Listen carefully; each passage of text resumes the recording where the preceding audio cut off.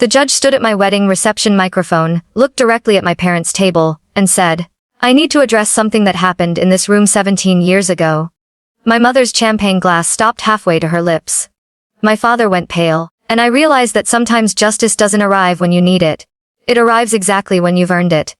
My name is Daniel, I'm 34 now, a senior architect at a firm in Portland. But when I was 17, I was just a kid who'd gotten his girlfriend pregnant. Her name was Rachel. We were high school seniors. It was 2008. We were terrified, but we wanted to do the right thing. I told my parents on a Tuesday night in March.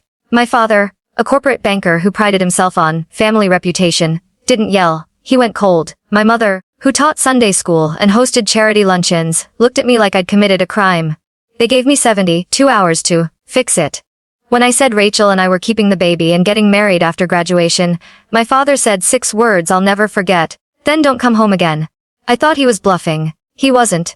3 days later I came home from school to find the locks changed. My clothes, my laptop, my savings bonds from my grandparents, everything, in trash bags on the lawn. My mother watched from the window. She didn't come outside. My father's car was in the driveway. He didn't come outside either. I called. No answer. I knocked. No response. Rachel's parents, people I barely knew, let me sleep on their couch.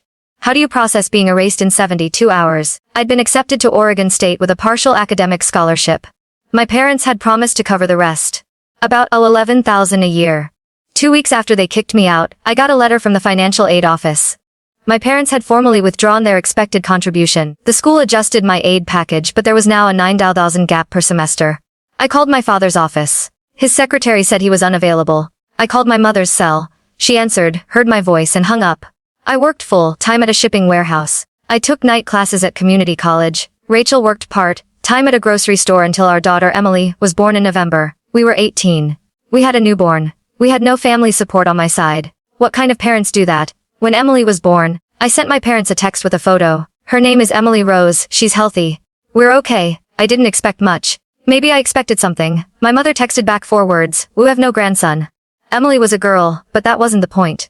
The point was erasure. The point was that they decided I didn't exist. Rachel's mother was in the delivery room. Rachel's father helped me set up a crib. My parents, people who sent Christmas cards with Bible verses about family, sent nothing. For 17 years. In 2019, my younger sister Jen got married. I wasn't invited. I didn't expect to be.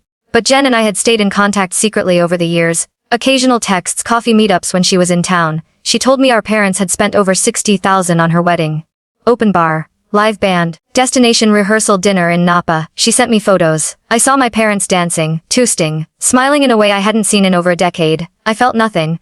I thought I'd moved on. Then, 3 months later, my father had a health scare, a minor stroke. Jen called me. He's asking for you. I drove 2 hours to the hospital. I walked into his room. My mother was there. My father looked at me, looked at my mother and said, "We don't need him here." I left. That's when I realized it wasn't about the pregnancy. It wasn't about reputation. It was about control. I'd made a choice they didn't approve of, and they'd rather lose a son than admit they were wrong. Rachel and I got married at 21 in a courthouse ceremony. But in 2024, after Emily graduated high school and started college, we decided to renew our vows. A real wedding, the one we never had. We saved. We planned. We budgeted $40,000. It was going to be small, meaningful, and ours. I sent my parents an invitation, not because I thought they'd come, because I wanted to close the loop. They didn't RSVP. But 3 weeks before the wedding, I got a call from a number I didn't recognize. It was Judge Patricia Brennan.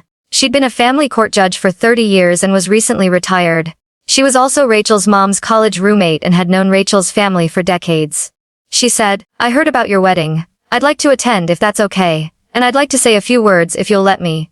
I didn't understand, she explained. I presided over a case in 2008. A 17-year-old boy's parents tried to legally bar him from accessing a trust fund his grandmother had left him because he'd refused to terminate a pregnancy. The boy didn't know about the trust.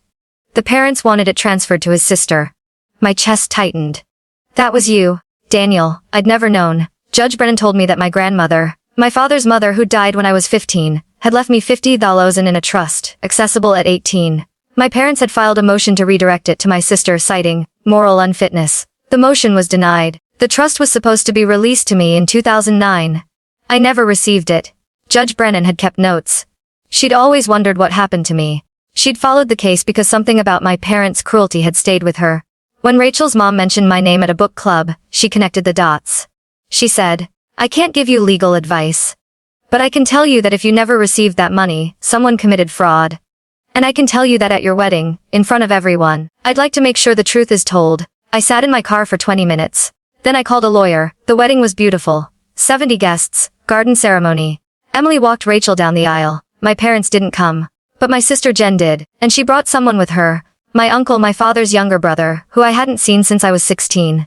At the reception after the toasts, Judge Brennan asked for the microphone. She introduced herself. She told the story, not all of it but enough.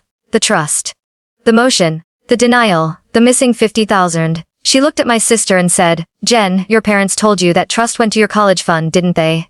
Jen's face went white. She nodded. Judge Brennan continued, it didn't. It was supposed to go to Daniel, and someone made sure he never saw it. My uncle stood up. He'd been quiet all night, he said. I was the executor of that trust. I released the funds to your father in 2009. He told me you'd received them. He told me you were doing fine. The room was silent. My father had taken the money. He'd told everyone I'd gotten it. He'd used it, probably for Jen's fund, maybe for his own accounts. And let me struggle for years thinking I had nothing.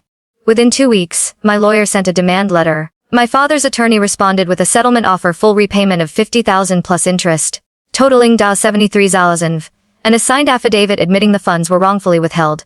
He paid. He never called. I used part of the money to pay off Emily's first year of college. The rest went into savings. I didn't buy anything dramatic. I didn't gloat. But I did something small. I framed the affidavit. Not to display, just to keep. A reminder that I wasn't crazy. That what happened was real. That I survived it. Rachel and I celebrated our 15th actual anniversary this year. Emily's thriving. We're okay. Better than okay. My parents never apologized. I don't expect them to. But I also don't wonder anymore if I was the problem. Because the truth is, some people would rather rob their own child than admit they were wrong. And the only justice you'll ever get is the kind you build yourself.